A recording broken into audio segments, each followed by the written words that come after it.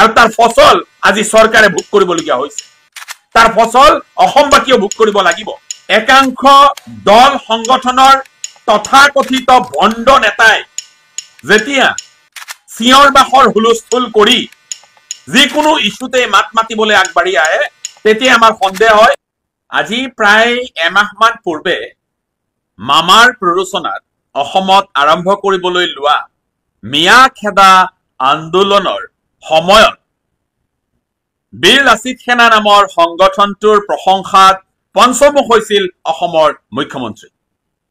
তেওঁ সেই সময়ত কৈছিল যে বীৰ লাচিত সেনা নামৰ সংগঠনটোৰ সদস্যসকলৰ গাত বীৰ লাচিতৰ তেজ শিৰাই শিৰাই প্ৰবাহিত হৈ আছে আৰু বীৰ লাচিত সেনাই হেনো কেৱল অসমৰ সমস্যাসমূহ বুজি উঠিছে, যাৰ বাবে তেওঁলোক ওলাই আহিছে। আৰু সেই একেটা সংগঠনৰ বিৰুদ্ধে এতিয়া সৰব হৈ অসমৰ মুখ্যমন্ত্ৰীয়ে কৈছে যে হয়তো এই সংগঠনটো নিষিদ্ধ ঘোষণা কৰিবলগীয়া হ'ব পাৰে। স্বাভাৱিকভাৱেই আমি আচৰিত হৈছো যে আজি কেইটামান দিন পূৰ্বে যিটো সংগঠনৰ প্ৰশংসাত অসমৰ মুখ্যমন্ত্ৰী পঞ্চমুখ হৈছিল, সেই একেটা সংগঠনৰ বিৰুদ্ধে এতিয়া মুখ্যমন্ত্ৰীয়ে বক্তব্য দিবলগীয়া পৰিস্থিতি হৈছে।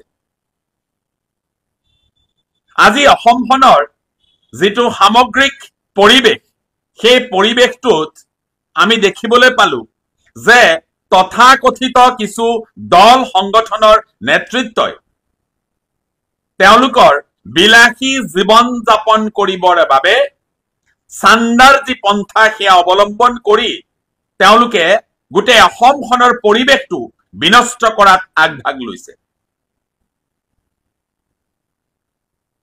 এই সম্প্ৰতি যিটো ঘটনা ঘটিল, বীৰ লাচিত সেনাৰ এগৰাকী শীৰ্ষ পৰ্যায়ৰ বিষয়ববীয়াই যি তেওঁৰ কাৰ্যকলাপ,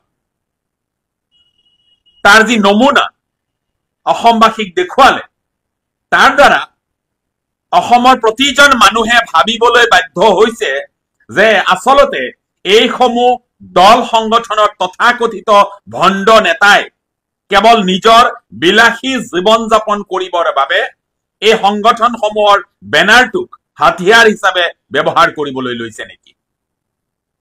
আজি কোনোবাই এই সম্পৰ্কে স্পষ্টীকৰণ দিছে। যিসকলে স্পষ্টীকৰণ দিছে সেই সকলো সন্দেহৰ ঊৰ্ধ্বত নহয়। আজি কিছুদিন আগত যিগৰাকী এই সংগঠনৰ নেতা পলাতক বুলি কোৱা হৈছে, যিগৰাকী সংগঠনৰ নেতাক লৈ এতিয়া বিতৰ্কৰ সৃষ্টি হৈছে, সেই সংগঠনৰ নেতাগৰাকীয়ে হেনো তেওঁ PhD কৰি থকা বুলি বাতৰি ওলাইছে। আৰু কোনোবাই যেতিয়া তেওঁক কলে যে PhD কৰি থকা এজন ল'ৰাই এইদৰে সংগঠনৰ নামত সময় নষ্ট কৰাৰ কি প্ৰয়োজন আছে, তাৰ উত্তৰত তেওঁ কলে যে PhD ডাঙৰ নহয়, জাতিৰ ৰক্ষা বা জাতিৰ বাবে যেতিয়া সংকট আহে তেতিয়া জাতিৰ বাবে মাত মতাটো PhDতকৈ ডাঙৰ। আৰু জাতিৰ বাবে কিদৰে মাত মাতিছে আমি দেখিলো, তাৰ নমুনা আমি দেখিলো। এইদৰে মানুহ অপহৰণ কৰি ধন দাবী কৰি যি সংগঠন চলোৱাৰ যি পন্থা তেওঁলোকে লৈছে, এই পন্থা গৰিহণাযোগ্য, এই পন্থা নিন্দনীয়। এই ইজি মানিৰ যিটো এটা প্ৰৱণতা, এই প্ৰৱণতাই এটা চাম যুৱ প্ৰজন্মক কোঙা কৰিছে।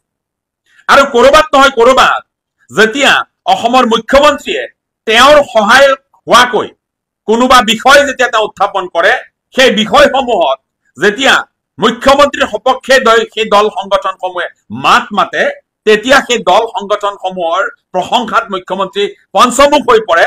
আৰু য'ত এই দল সংগঠনসমূহে অকণমান লাই পায়, তেওঁলোকে তেওঁলোকৰ যি লক্ষ্য এই চান্দা সংগ্ৰহ, এইটোত তেওঁলোক আৰু বেছি আগ্ৰাসী হৈ পৰে। আৰু এনেদৰেই চলিছে ৰাজ্যৰ ৰাজনীতি। আজি অসমৰ একাংশ দল সংগঠনৰ তথাকথিত ভণ্ড নেতাই যেতিয়া চিঞৰ বাখৰ হুলস্থুল কৰি যিকোনো ইস্যুতে মাত মাতিবলৈ আগবাঢ়ি আহে, তেতিয়া আমাৰ সন্দেহ হয় যে কেৱল নিজৰ অস্তিত্ব জাহিৰ কৰিবৰ বাবে নিজকে শক্তিশালী ৰূপত প্ৰতিপন্ন কৰিবৰ বাবে তেওঁলোকৰ সেই আস্ফালন, যাৰ জৰিয়তে তেওঁলোকৰ সেই চান্দা সংগ্ৰহৰ যিটো কথা সেইটো অকণমান সহায়ক হয়। নৱপ্ৰজন্মৰ বাবে, যুৱ প্ৰজন্মৰ বাবে বা যুৱ প্ৰজন্মক আগুৱাই নিয়াৰ বাবে, যুৱ প্ৰজন্মক এটা নতুন দিশলৈ আগুৱাই নিবৰ বাবে এই যি সংগঠনসমূহ আছে তেওঁলোকে বৰ্তমানলৈ কি কি কাৰ্যপন্থা হাতত ললে এই কথাবিলাক তেওঁলোকে ৰাজহুৱা কৰিব লাগে, নে কেৱল এই পেডত ধন দাবী কৰি তেওঁলোকে নিজৰ বিলাসী জীৱন যাপন কৰিবলৈ লৈছে। আজি অসমৰ ৰাইজে প্ৰশ্ন কৰিব লাগে, এনে কি ইনকাম সোৰ্স আছে তেওঁলোকৰ যাৰ জৰিয়তে তেওঁলোকে বিলাসী বাহনত তেওঁলোকৰ দৈনন্দিন যাত্ৰা তেওঁলোকে অব্যাহত ৰাখিব পাৰে। এই প্ৰশ্নসমূহ অসমবাসীয়ে কৰিব হৈছে বা কৰিব লাগে, কাৰণ আমি দেখিছো একাংশ তথাকথিত ভণ্ড জাতীয়তাবাদীৰ চোলা পিন্ধা দল সংগঠনৰ নেতাই বিলাসী গাড়ী লৈ তেওঁলোকে যি আমোদ প্ৰমোদত ব্যস্ত থাকে, যি বিলাসী জীৱন যাপন তেওঁলোকে কৰে, তাত সন্দেহ হয় যে চান্দা অবিহনে তেনেদৰে কৰাটো কেতিয়াও সম্ভৱ নহয়। তেওঁলোকৰ যি ব্যক্তিগত জীৱন, সেই ব্যক্তিগত জীৱনৰ এক অন্যতম তেওঁলোকৰ অংশ হৈছে বিলাসী জীৱন। এই সম্পৰ্কে তেওঁলোকে ৰাজহুৱা স্পষ্টীকৰণ দিব লাগে, এয়া কিদৰে সম্ভৱ তেওঁলোকৰ বাবে, যে য'ত তেওঁলোকে কৰ্ম সংস্থাপনহীনতাত থকা একোগৰাকী ব্যক্তি তেওঁলোকৰ বাবে কিদৰে বিলাসী গাড়ীৰে তেওঁলোকে জীৱন নিৰ্বাহ কৰিব পাৰে। আজি হয়তো কৰবাত চৰকাৰে জুবিন গাৰ্গৰ বিষয়টোক অকণমান লেহেমীয়া কৰিবৰ বাবে এই বিষয়টোক প্ৰাধান্য দিয়া দেখিবলৈ পাইছো, কিন্তু আমি চৰকাৰক দাবী জনাম যে এই বিষয়সমূহে সদায় প্ৰাধান্য পোৱা উচিত। অনাহকত এই দল সংগঠনসমূহে এই যে সকলোতে এই দাবী ধমকি মাতব্বৰী সদৃশ যি কামবোৰ কৰি থাকে, এই কাম কেতিয়াও গ্ৰহণযোগ্য হ'ব নোৱাৰে। মই মুখ্যমন্ত্ৰীক আহ্বান জনাম যে আজি এমাহ পূৰ্বে এই দল সংগঠনৰ তথাকথিত একাংশ নেতাই যেতিয়া বিদেশী খেদাৰ নামত অবৈধভাৱে ভাৰতীয় নাগৰিকক হাৰাশাস্তি কৰাৰ ভিডিঅ' সন্মুখলৈ আহিছিল, তেতিয়া চৰকাৰ কিয় নিমাত আছিল? তেতিয়া চৰকাৰে কিয় সেইসকল তথাকথিত ভণ্ড জাতীয়তাবাদীৰ চোলা পিন্ধা সেইসকল নেতাৰ বিৰুদ্ধে কিয় বিহিত ব্যৱস্থা নললে? কোনখন আইন আৰু কোনখন সংবিধানত এই কথা উল্লেখ আছে যে দল সংগঠনৰ নেতৃত্বই মানুহক দাবী ধমকি ভাবুকি দি এটা অঞ্চলৰ পৰা খেদি পঠিয়াব পাৰে?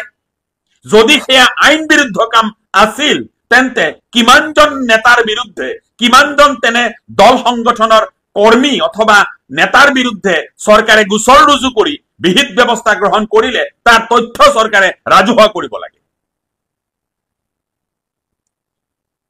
সিদিনাখন যেতিয়া মিয়া খেদাৰ নামত বৈধ ভাৰতীয় নাগৰিকক বৰ্বৰভাৱে অত্যাচাৰ কৰা হল, ভাবুকি দিয়া হল, দিনৰ পোহৰত অবৈধভাৱে ভাবুকি দিয়াৰ ভিডিঅ' সন্মুখলৈ আহিল, তেতিয়া আমি দেখিলো সেইসকলৰ বিৰুদ্ধে চৰকাৰে কোনো ব্যৱস্থা গ্ৰহণ নকৰিলে, আৰু তাৰ ফচল আজি চৰকাৰে ভোগ কৰিবলগীয়া হৈছে। তাৰ ফচল অসমবাসীয়ে ভোগ কৰিব লাগিব। এইসকল এনেদৰে এই যিসকল উদণ্ড নেতা, এইসকল একাংশ ভণ্ড নেতা আছে, এইসকল নেতাক এনেদৰে লাই দিয়াৰ বাবে আজি অসমত একাংশ গুণ্ডা সদৃশ এই দল সংগঠনৰ নেতাৰ সৃষ্টি হৈছে, যিসকলে অসমৰ পৰিৱেশটো তেওঁলোকে কলুষিত কৰিছে, উচ্ছৃংখল এক যুৱ প্ৰজন্ম গঢ়াৰ বাবে তেওঁলোক অগ্ৰসৰ হৈছে।